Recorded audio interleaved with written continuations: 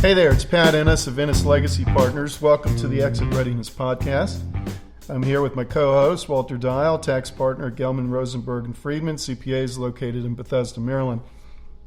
A few years ago, Walter and I started a conversation with one of his tax clients about the client's eventual exit from his business. And per usual, in one of the initial conversations, we were asking the client when he wanted to exit, how much money he was going to need once he left the business, and then how he wanted to exit, how he saw himself leaving. And, did he want to sell to a third party, to insiders, children? He had children in the business. Did he want to become an absentee owner, sell to an ESOP? What was he thinking? And his initial response to the question was, I'm going to sell to a third party. Because he thought, and this is the reason, he thought that was the only option available to him. With further questioning, we learned what he really wanted to do was sell the business to his children and a key employee. But because they didn't have any money to buy the business, and he needed to get a certain amount of money out of the business when he left it, he didn't think that was an option. And it never occurred to him that there could be a way to make a sale to the kids and his key employee happen. But to make a long exit planning story short, he's expected this year to sign off on all the documents necessary to sell the business to one of his kids and his key employee. And so that's our topic for today, how to structure a sale to insiders. And Walter's going to introduce our great guest. Thanks, Pat, and I am really excited to introduce Elizabeth Mower to our listeners. I think, as a lot of you know, Pat and I were both certified as exit planners through a group called Business Enterprise Institute, and Elizabeth is the president of BEI. And in her role, she leads a team in the development of resources, tools, materials, and software that enable professionals like me and Pat and many others in a variety of disciplines to work with business owners to design and implement comprehensive exit plans. Before joining BEI, Elizabeth spent more than 8 years as a practicing business and exit planning attorney with the Denver law firm of Minor and Brown. And during her time in private practice, Elizabeth represented clients in the areas of exit planning for business owners, business growth and continuity planning, business ownership transition planning, and employee incentive planning, and the purchase and sale of business interests. Hey, Elizabeth, thanks so much for joining us today. Thanks for having me here today. I'm pleased to be here. Well, it's great to have you. You know what a huge Elizabeth Mower fan I am. And congratulations on now being the president. I know that was a promotion for you recently. And so here at the outset, why don't you just take a couple of minutes and tell us whatever you tell us about BEI and your role as president there. Well, thanks very much. I'd be happy to do that. BEI is a company that's been around for probably 22 years and started just in the kind of doing some publishing, but expanded over time, but always with the same mission in mind. So BEI's goal or mission is to help business owners benefit from their life's work. Very simply put, that is what we are here to do. We have a team of people, a variety of activities that we're in, but everything that we do and everything that we are is intended for that purpose, helping business owners benefit from their life's work. So it just so happens that the way we've chosen to do that, we realized instead of working with one client at a time, I'll help this owner, and then I'll help the next owner, and then I'll help the next owner. And while I could do quite a lot of that in my previous life in private practice, working with individual clients, I can get to a lot more business owners now, because what I do is I build tools, we build software, we build assessment programs, all kinds of things, including the certification program that both of you successfully completed in order to support professional advisors all across North America who have business owner clients that they want to help. We realized, we can reach a lot more business owners. We can help a lot more people if we just build the tools and the engines that smart, thoughtful, conscientious, future planning-oriented advisors like you could maybe use in order to systematize and implement process in the planning work that they do with their clients already. So now that's what BEI does. We build back-end just software and tools that help you and many, many other firms all across North America deliver the planning services that they do to their business owner clients. And so we're pretty happy to do it. We constantly improve those things. But ultimately, our goal continues to be to help business owners benefit from their life's work. We do that through you and other advisors. So it's been very rewarding work. It's a lot of building, creating, and helping people benefit rather than lots of other things we could do where we might not be able to see the positive results of our own work. Yeah, I can, just personal testimony, Pat and I have both really benefited from the resources that and the training that BEI has provided us.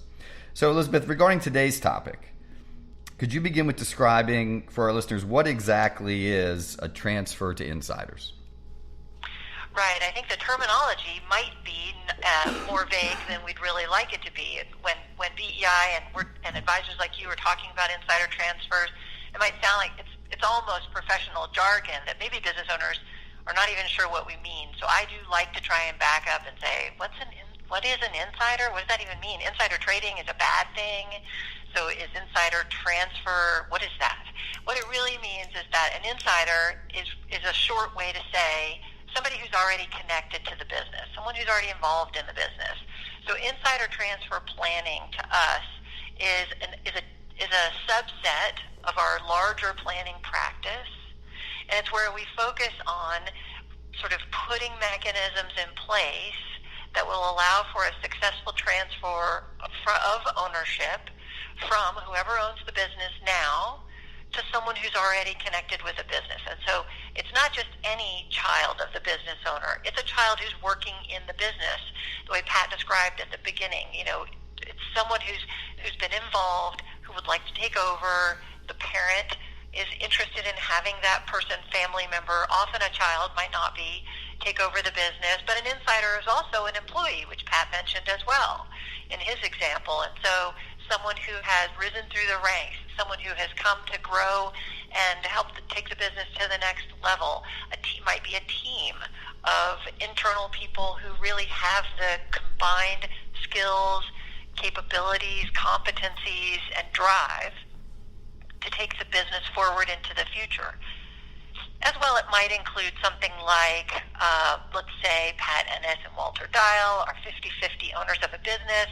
Pat has decided that he wants to retire, and Walter says, okay, I'll buy out your interest. Well, we can also help use our skills and our tools in our toolbox to accomplish that.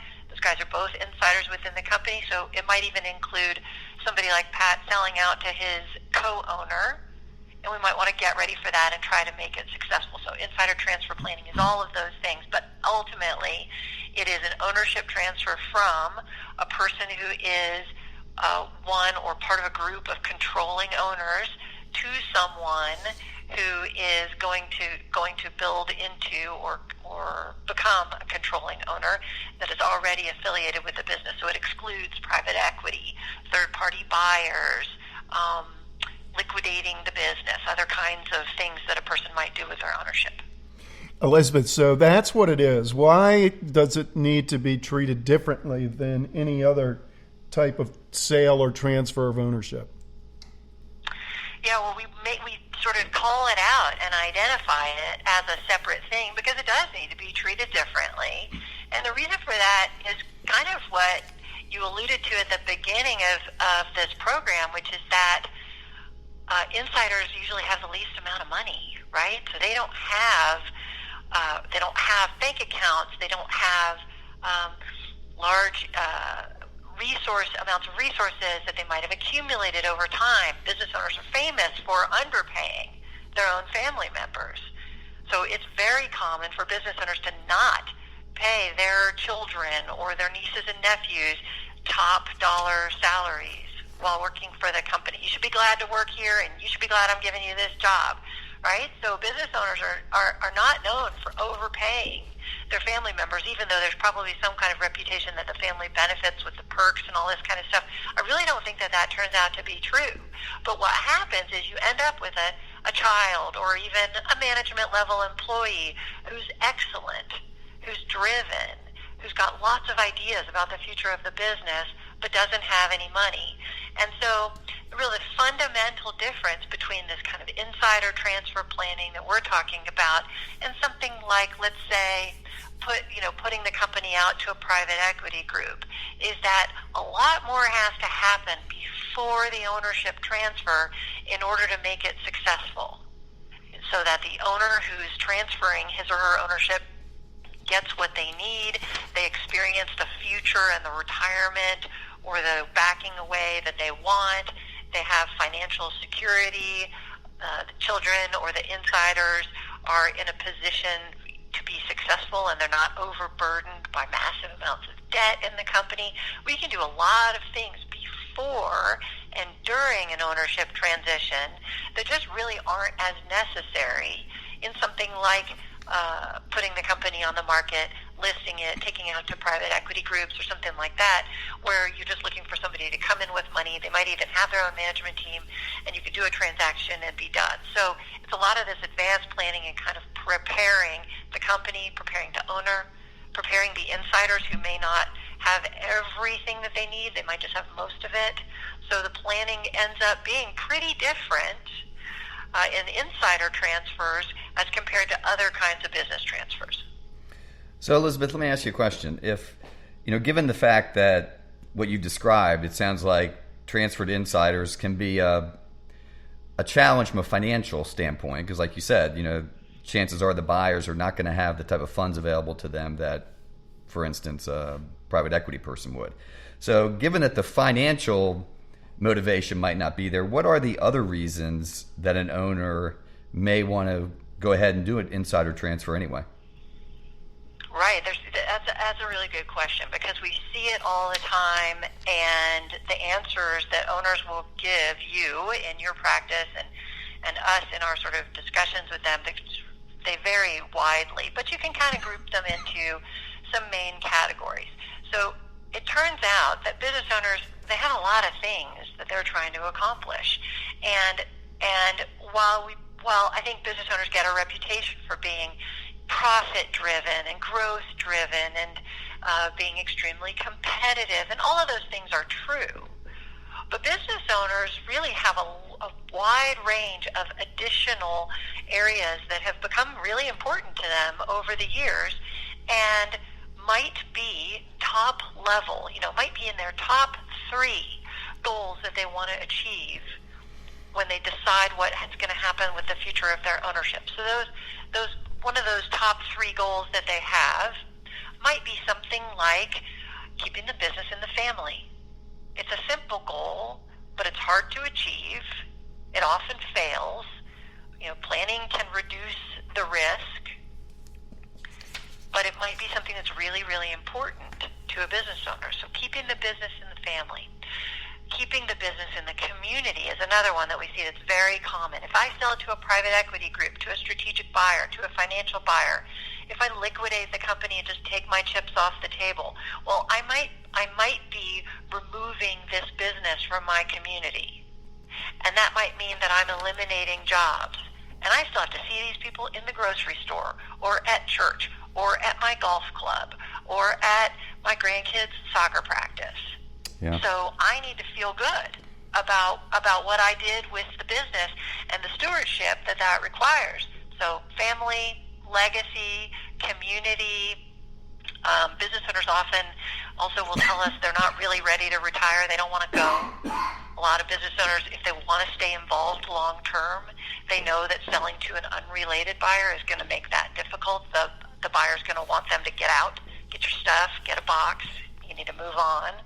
But if I keep the business in the family, maybe I involve my management team in ownership, I might be able to work until I'm 85.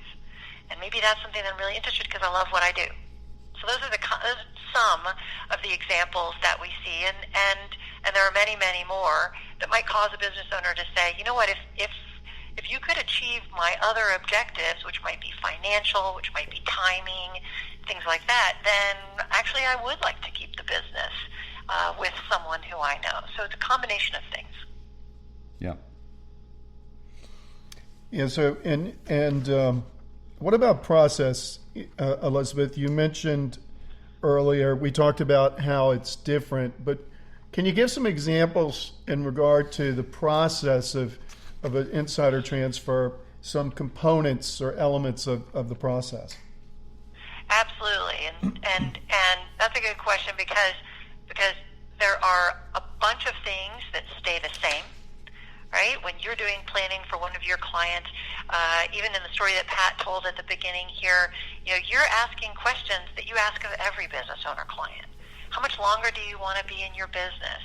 What is it that you want or need to get out of your business? What does your business need to provide to you in order for you to have security, independence, the results of your financial situation, taking care of your family, anything like that. So what you'll see is that the overarching process for an insider transfer or for any client planning for the future is going to be roughly the same.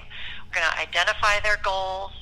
We're going to identify what resources they have to work with or which resources are likely to become available. That might be financial resources. That might be team members who can take on certain roles and responsibilities in the company. It might be a variety of things. That we might plan for and execute transfers. We might even do some contingency planning. We're going to involve specialists to the extent that they are needed for the particular needs of a client. So the process overall is going to look from a distance, from 30,000 feet or 50,000 feet, it's going to look very similar from one client to the next. But as you kind of alluded to, there are very specific things that are going to look very unique in an insider transfer, and that might be spending a lot of attention on what are the responsibilities and the skills and the gifts of this business owner and who's going to take those over, right? When a buyer is not coming in with their own, professional management team, I need to make sure that I've developed those professional management skills inside the company before I transfer ownership. So what does that look like? Are those people motivated? Do they have the right skills? And then also, is the business able to support a transition of ownership? And we haven't really talked about it, but through planning, the goal will be to provide the business owner who's transitioning the same financial results that they would get from a third-party sale. So that's going to be our goal, and there's a bunch of different ways we can do that. So the process is going to be, it's going to include evaluating, okay, well, what resources is the company likely to produce in the next 3, 5, 7, 10 years? And how can we leverage those and maximize those so that the transitioning out owner gets what he or she needs, and that the people who are taking over have what they need, and that the company isn't overstressed by it. So we're going to spend a lot of time on that. And then there's all different kinds of other considerations that we might be looking at. Those are the primary ones are going to be, do the people taking over have the skills that they need? We might even be bringing in professional management that's not taking over ownership, but we really need a good CFO, let's say, and the owner has been performing that role. The son and the employee taking over the business don't have that skill. It doesn't mean that you have to get another owner to be the CFO, but you should probably hire one. So those kinds of things are going to get addressed, and then really harnessing the financial power of the company to achieve everybody's financial objectives is going to be really key. So, as I said, there's a bunch of other areas, but those are two of the areas where insider transfer planning process is going to stop and really spend some time focusing. Yeah, and so you would agree that those can be challenges, I think, for a business owner, particularly if they've never really drilled down into those areas before. And so is there anything an owner can do about those challenges, or should they just get comfortable with the idea that an insider transfer is going to be more difficult? I guess, I don't know. My immediate reaction is both, I guess, and maybe you'll be able to tell me what you've seen with your clients. I think it's a combination, because on the one hand, business owners really looking for an insider transfer, it's usually going to take several years. And so we're not asking them to say, by the end of this year, on December 31st, you're going to do nothing, and your quotes insiders, whoever those people are, the employees or the co-owner or the children, they're going to do everything, and you won't have a voice in the process. You won't be able to give any advice, and you'll need to be gone.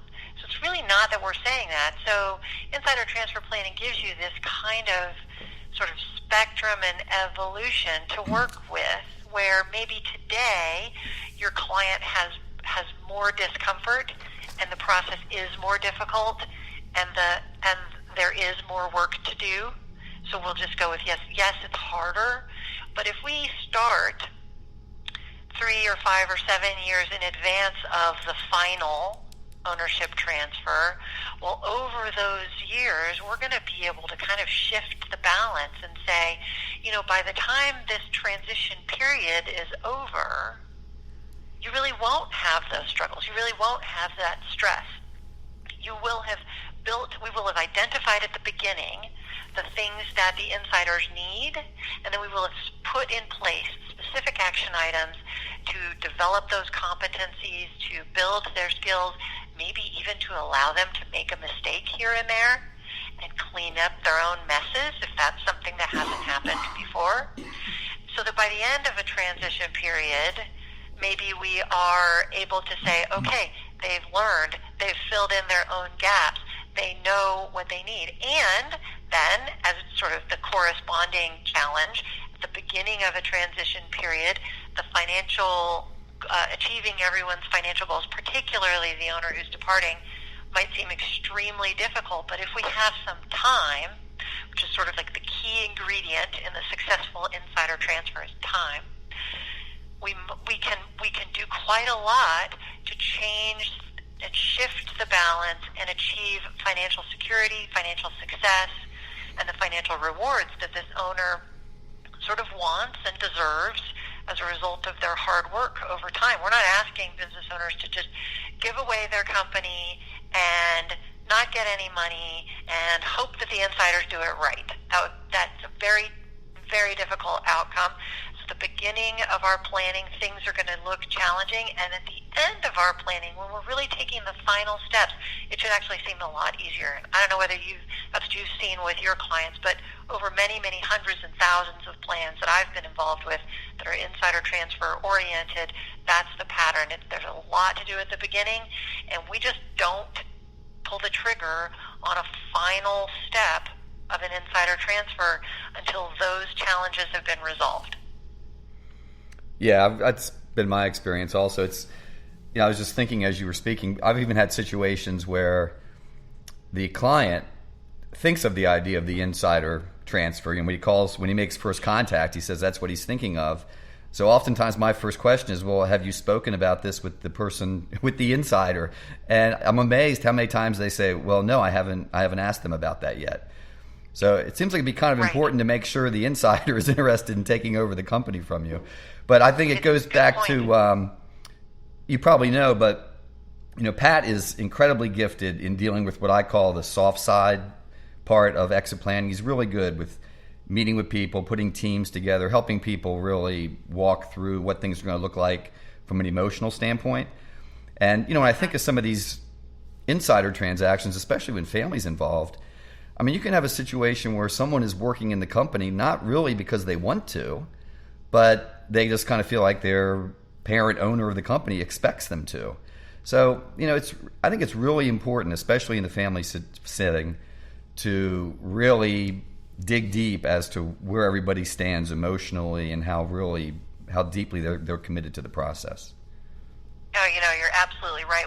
I tell a story sometimes about a business owner that I was helping with developing the plan and for an advisor just like you, and they called me just to get some input. They were really struggling because this business owner had a son in the business who had been working in the company for quite a few years, had in the process dropped out of college, was really not putting a lot of effort into it, was starting to get a reputation of being, the entitled business active child, I guess maybe not as active as people expected, was really failing to step up and step in, and was starting to get a reputation. Well, this son thinks he's getting the business.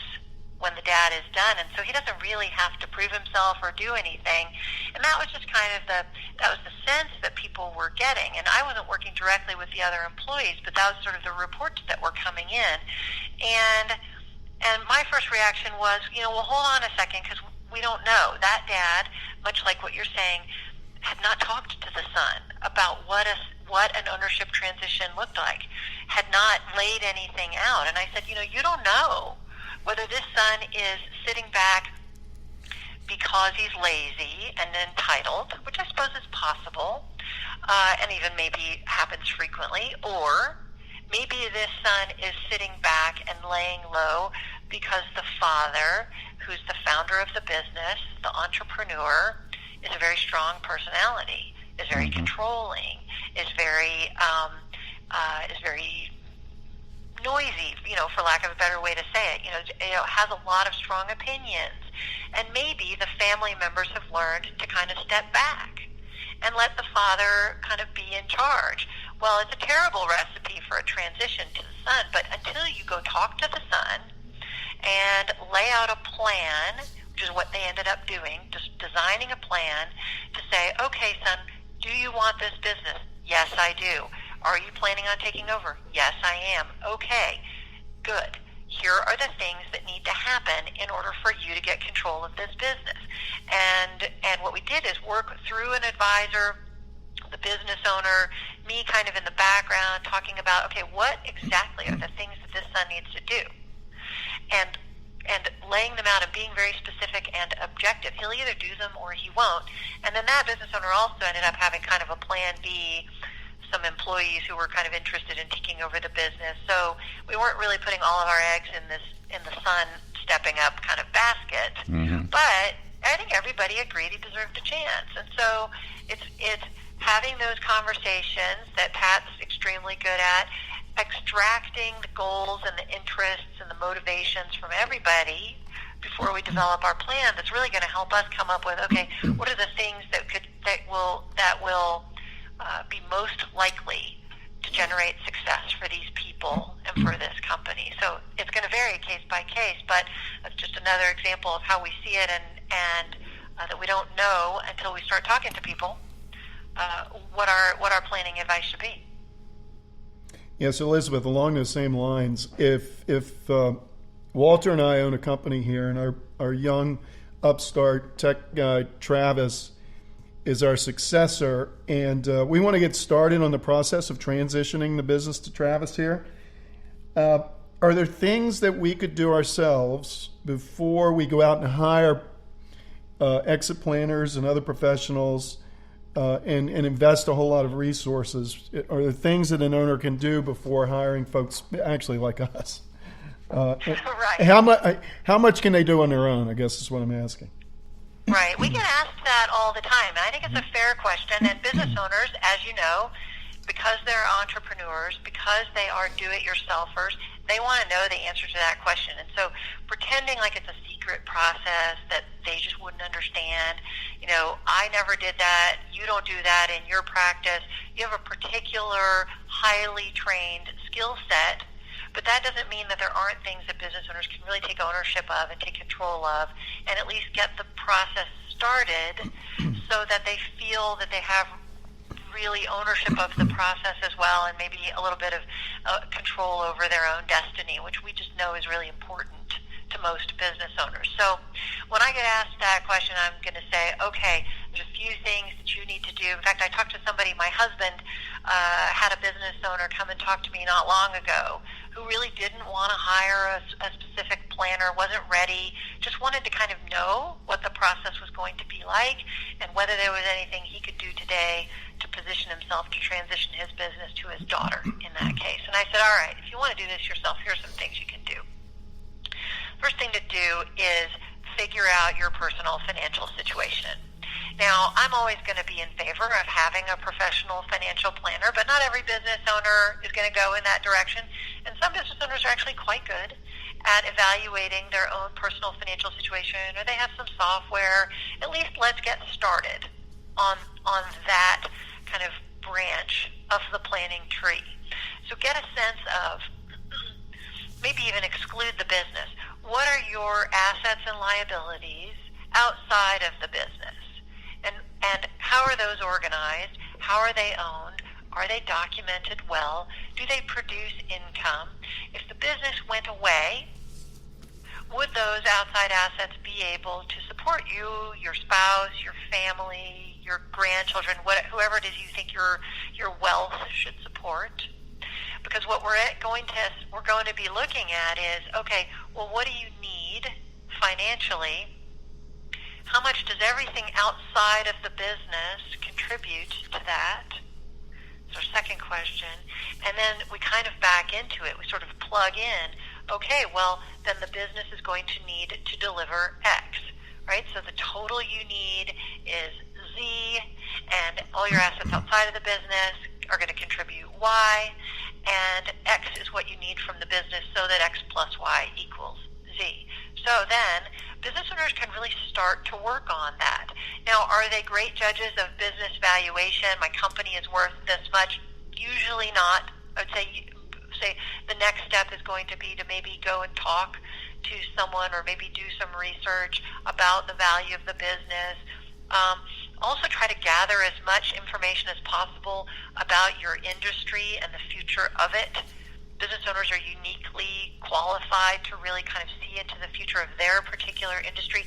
Is it going to grow? Is it going to be flat? Is it going to be shrinking? Those are things that when they do eventually, if they hire planners to kind of get those sophisticated planning solutions in place, those are questions that business owners are going to get asked. Is there a trade association that can help you evaluate your key people and whether or not they're being compensated fairly today? Is there a trade association or other industry or government information that gives us a prediction about the future of your industry, a business your size, maybe your geographic region, and factors like that? That's going to be relevant. What's your personal financial situation? And then really I want business owners to watch all of the people who are currently working in senior roles in the business. Doesn't mean that those people need ownership in the future, but I want to look at all of those and compare what is the business owner currently responsible for or good at? What are all the other people who are in top level positions in the company? What are they doing, and are they good at it? Are there any gaps? Who's the business owner going to delegate his or her responsibilities to? So that's something a business owner is really well suited to kind of think through, maybe even write it down. Because those things are going to come up later. So if I'm a business owner and I'm not quite ready to call you, but I want to be in control of my own process and I want to get started, those are some things that I might do today, so that on the day that I do call you, when you ask me questions about what are my goals, what are my financial resources, what are the sort of skills and competencies of the people inside the company, I don't have to sit and think about it or go and look into it. Maybe I already know some of those answers, and then we can get to, okay, what are the particular planning techniques that you, Pat, Walter, are aware of that match up, that help me take what I've got and turn it into what I want to have. Outstanding. That's fantastic. Thank you so much, Elizabeth, for joining us. This has been such a great podcast. This is going to be the kind that people are going to be listening to over and over again because it's just so much great information. Mm-hmm. So we really thank you for that. At some point, we'd love to have you back. I know that now that you're the president of BEI, you probably will never speak to little people like me and Pat again. But the littles. So again, I see you now, so I think it'll probably work out just fine. Yeah, and I would love to.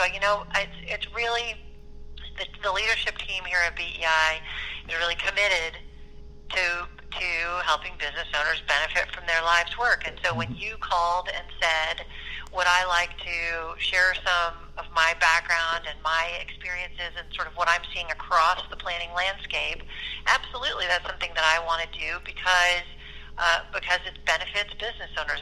If they listen and get one thing out of this conversation that we had today, then I will consider it to be a good use of my time. So if we want to do it again in the future on this or some other topic, then I'd be happy to do it.